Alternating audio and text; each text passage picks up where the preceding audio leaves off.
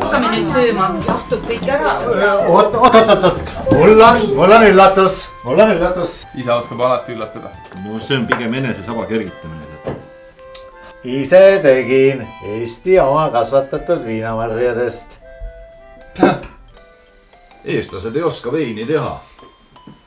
Kui maitsel veel midagi viga pole, siis tagant lippab oma paar nädalat. Raudpolt. Onu, miks sa pead oma lihast venda ja kogu Eesti rahvast maha tegema? Ise sa pole maitsenudki seda veini. Siin pole vaja maitstagi. Kõik on niigi selge. See vanamees samasugune käpard nagu iga teine. Kurat küll! Su mölapidamatus viskab juba kõigil üle. Arvad, et oled hirmus tark, aga tegelikult...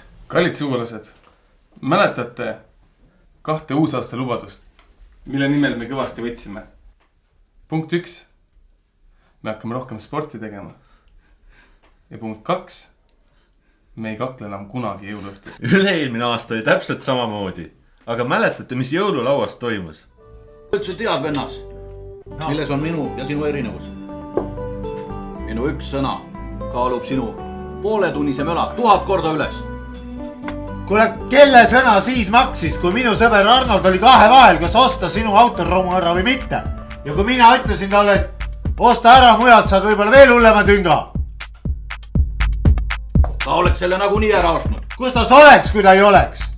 Kuradi vennas see siin. Kuule, kui mina olen kuradi vennas, siis sina oled kurat.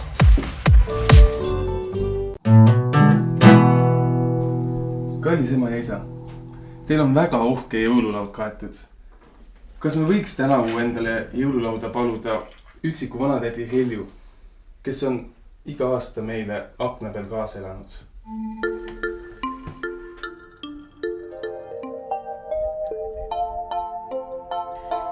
Kui see Helju tuleb, siis terve küla teab, mida me sööme, mida me räägime. Kui sa tõesti arvad, et tädi Helju, kes on meie küla suurim klatšimoor ja külakell, väärib kohta siin meie lauas aasta kõige tähtsamal õhtul, siis ma sulle ütlen, siis lahkud siit lauast sina või lahkun mina.